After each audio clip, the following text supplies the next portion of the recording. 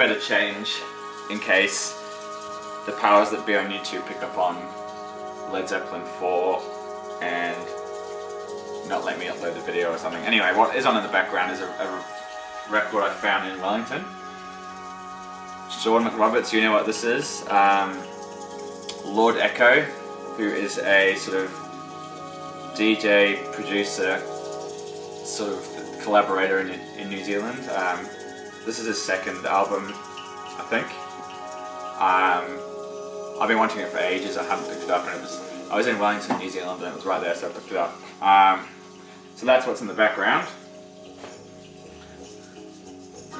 As you can hear, it's pretty awesome. Anyway, okay, so the records I'm going to show today are ones that I picked up when I was back home in New Zealand. So I was there for a week.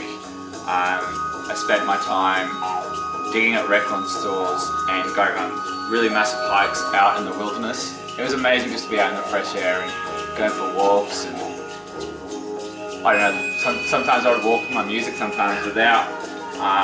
It's just so refreshing because here in Melbourne I live sort of in the city, which has a lot of concrete and hipsters, so it's nice to be out in the bush walking around. It's cool. So yeah, I picked up quite a lot of records, probably too many, so this is what I got. I took a few photos and videos of the stores I went into over there, so I'm going to try and put those in the video too. So yeah, anyway, I'll get stuck in.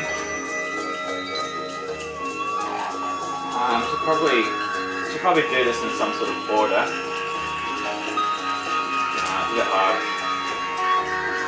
So yeah, this is so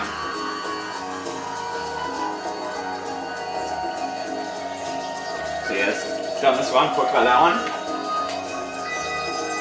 Alright, we'll start here. So you guys know I showed a reissue of this in my Vinyl Finds a couple of videos back, and then I also showed the reissue that I'm giving away in my contest, of which 0 people have entered. It's free, unless I haven't seen their videos. Maybe if you have entered the contest, just write me a little note in the video at the bottom and I'll check them out. But yeah, it's a free record. Even if one person enters, you win by default. This track is really good. I just want to turn it up a little bit for a few minutes. Just wait for it. Chris 4127 Basket.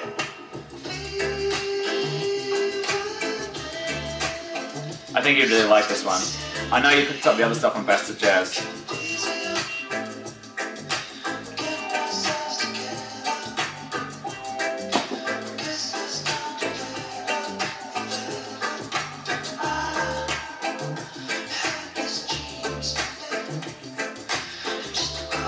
Great album. This album just reminds me of like summertime in New Zealand. It's really hard to describe unless you've been there or lived there. Sean will know what I'm talking about. It's just a really cool mix of jazz and funk and reggae influences. Awesome stuff. Anyway, alright, we'll start again. So, I'm really rambling in this video. I feel like I haven't made a really clear start. So I got an original of this. I can't believe it. I got this for $20. I don't think the guy knew what he had in his hands. So this is an original Dunedin double. I won't talk about this too much because I've spoken about it like 3 or 4 times already. Yeah, in really great shape. This was like the find of Wellington. So yeah, very cool to have an original flying none of this. Even for someone that goes to New Zealand quite frequently, to find something like this in a record store is really outstanding. So very happy. So I should say, I don't think there's any jazz, aside from this first one, which is sort of jazzy, but not really. There's not any jazz. And most of the artists are from either England or New Zealand. Okay, so this record. This is a record by an artist called Waves. It's sort of a I guess it's almost a lost New Zealand classic. I think these guys released one album, which is this album that came out in, I want to say in 1975. It could even be earlier than that. They released one album and they disappeared. This is sort of a, I don't know, folk, psych, maybe a tiny bit of prog, a large amount of maybe like really good Crosby, Stills and Nash. Some beautiful tracks on here. So this is recorded in, and these guys are from Auckland, New Zealand.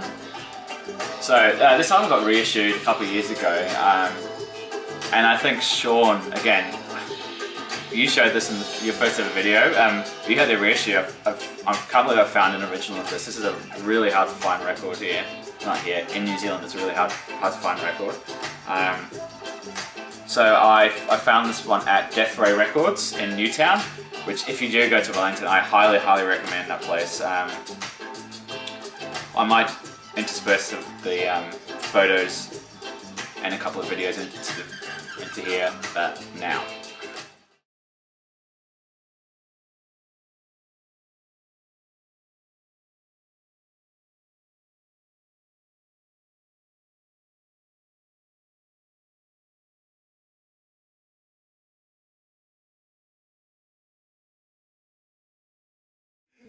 What, like it's unraveled? No, like the cloth is, the cloth is really tight and it's not even stitched right. So it's a bit to the right. It's really good. It's got like an old kind of, it looks like actors in the play with that little, what are the feathers? These hats on with weird, really weird colours as well. Things like that.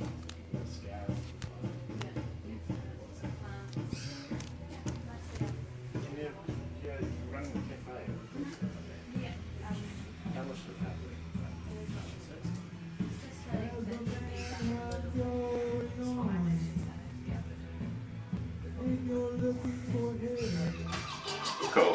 So yeah, so Waves. I kind of might do a needle drop on this actually. Give me a moment. Okay, so this is the second track on the first side, I think, called Worn Out Rocker. Terrible name. Anyway, yeah. Maybe try grab the reissue. Yeah, Waves. There's the dudes on the back.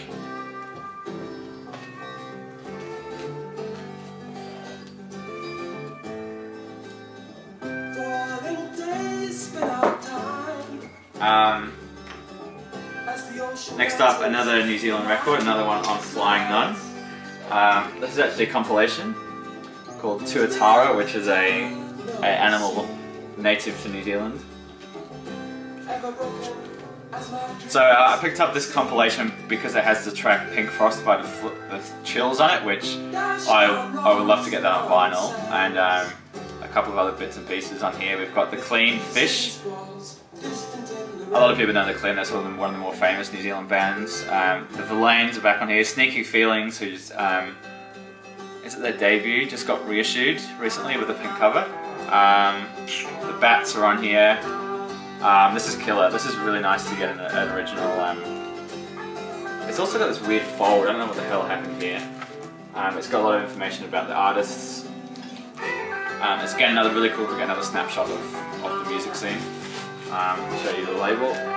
This came out in 1985. Flying Nun. I think Sonic Mainliner has this record. I think we were talking about it somewhere, some part of the internet about it, and you had that. Alright.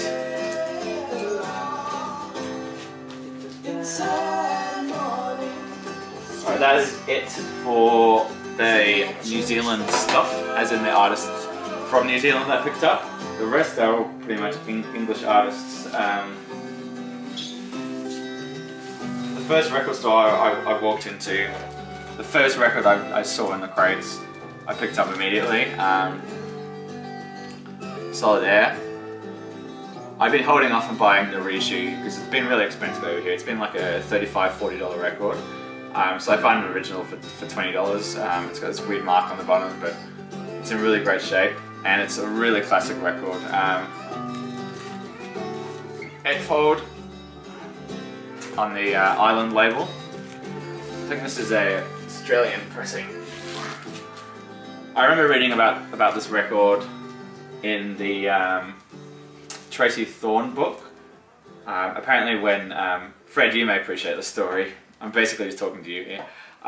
When Ben Watt and Tracy first met, they went back to his apartment, and the first record he played her was this record, and she was blown away by it. She'd never heard anything like that before, because prior to that she was into a lot of punk and post-punk, and yeah, that was the first record they bonded on, and that's where I heard about this record. So there you go. John Martin Solitaire. I don't need to talk about it too much, really. Killer. It's really nice to have that one. That's a big tick off the one list. Okay, so this is what was playing at the beginning. You've all seen this record 20,000 million times before, but I'm going to show it anyway. This is just a warning. In fact, the next two you've seen combined 1 billion times.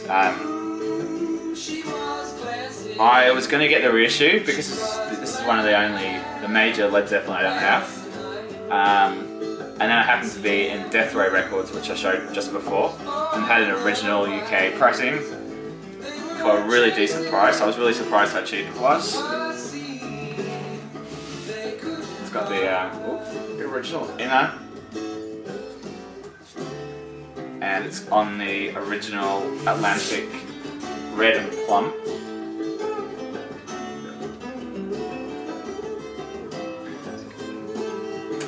So there you go. Very cool to have this, and it sounds incredible. It sounds so huge. And it's a classic album. The first thing I did when I got back from New Zealand was just to sit down and listen to Stairway to Heaven in its entirety, and it's so nice to hear that song properly. And I hadn't listened to that song in its entirety for a very long time, since you know, maybe in about 6 or 7 years, and I haven't heard the whole of that track, so it was really nice to sit down and enjoy it. So yeah, next one. What should we do here?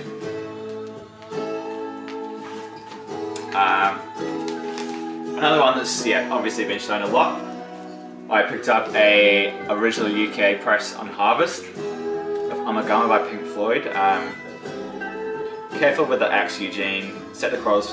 You know, it's a 2 record set. The first record is a live album, a live recording of a set, and then the second one is 4 pieces written by each of the members of the band. I particularly like the first side, which is a live set. Yeah, Careful with the Axe Eugene is phenomenal. So, as you can see, it's in the mintiest mint of mint conditions. See, this is cool. I really like this record. I think it's fantastic. Produced by the Pink Floyd on the bottom there. So yeah, it's just those 2 records. They're just those classic albums that you've just got to just grab them, you know. You've got to. I obviously spent a little bit more than they go for the not originals, but to get them originals in mint condition, which I sort of wanted for a while, I sort of spent a bit more than I should and grabbed them both, and I've got no regrets, you know. Okay, more English stuff. I don't know why I bought a whole bunch of UK releases. It's bizarre. Essential classic UK punk, what did we call it? Post-punk funk, from on Factory Records from Manchester. This is an original UK press on this really lovely canvas sort of artwork. A Certain Ratio, Sextet. Yes, what's the catalogue number here? Fact 55. So it's quite an early one, because I think Love Will Tear is. Actually, I don't know. I'm pretty sure this came out. Let's look at the year on this one.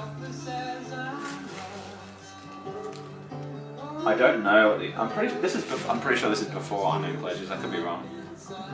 Anyway, really killer danceable funk bass lines. I might put on one track. I'll put on one track.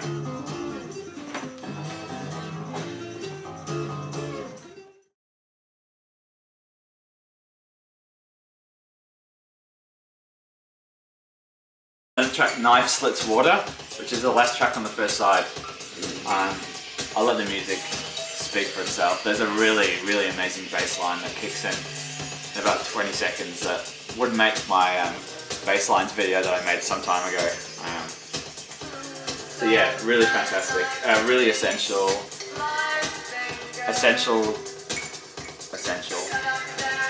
I don't know. Alright, what else we got here? One that I wanted for a while. John Cale, Terry Riley, Church of Anthrax. This is the bass line. I hope you can hear it.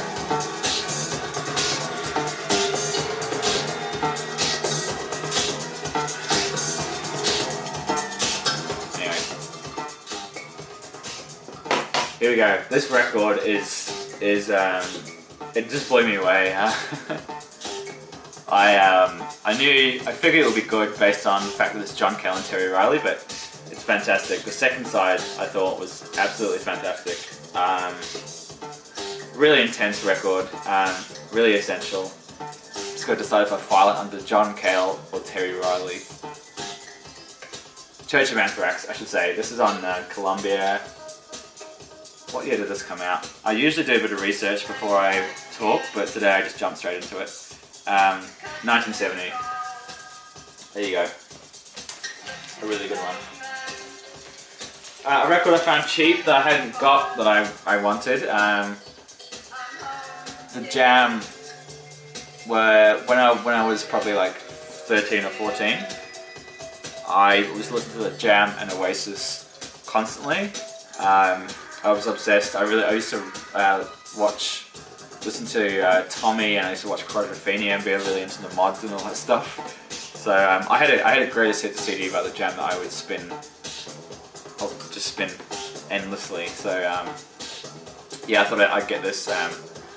That's entertainment. It's got to be one of the greatest songs from the 80s. Is that a big call? Probably. Yeah, the Jam sound effects with obviously the iconic cover based around the BBC radio workshop thing. I'll show you the label because I think it's kind of cool. The Jam sound effects. So it's originally UK press. Found very cheap in mint condition. What else we got here? Alright, I'll show these two first. Actually, no, I've already shown that record. That wasn't meant to be in the file. I took a gamble. Well, it's not really a gamble because this was $2. Terrible name for a band. The Night Blooming Jazzmen. What the hell is that? I don't know. Freedom Jazz Bands. I picked this up because it was a mainstream and I saw that there was some interesting players on here. You've got the guy that is the drummer from the Meters, whose name I've completely forgotten. Bear with me. Oh, sorry, I'm not like the guy from the Crusaders. Styx Hooper, who is on here. Okay, so these are some names to give you an idea. It's a lot of the guys that always play on these mainstream records. Joe Pass, Willie Bobo, which got my attention. Charles Kinnaird, Paul Humphrey, Blue Mitchell. You get the idea. So it's really good. It's not awesome. It's probably worth the money I paid for it. There's some really nice tracks and then some really average tracks. If anyone is dying to get hold of this record, I could probably send it to them for free. I don't know. At least I'm being honest. Yeah, I don't know. When I put it on, I do enjoy it, but then there's a couple of bits that go, anyway, it's on the mainstream label. And then the last one, I picked up this reissue. This is the second album by Egg, originally on Duram This is a reissue that came out this year. Back to Black are doing a prog rock series, and they're reissuing a whole bunch of these essential Canterbury records. I think Caravan are on there and some other things I can't remember. Anyway, amazing Canterbury record. Don't know what to say. I really enjoyed this whole piece. Great artwork too. So yeah, there you go. Lost for words really. So that was that. So yeah, I had an amazing time there. Picked up some really amazing records. I strongly recommend you visit New Zealand. It was just so nice to be back there, and I went to a lot of places that Sean McRoberts recommended to me. So thank you for that, Sean. I didn't make it to the cafe we talked about, but I'm going back again in May. So I'll definitely do that. And that's all.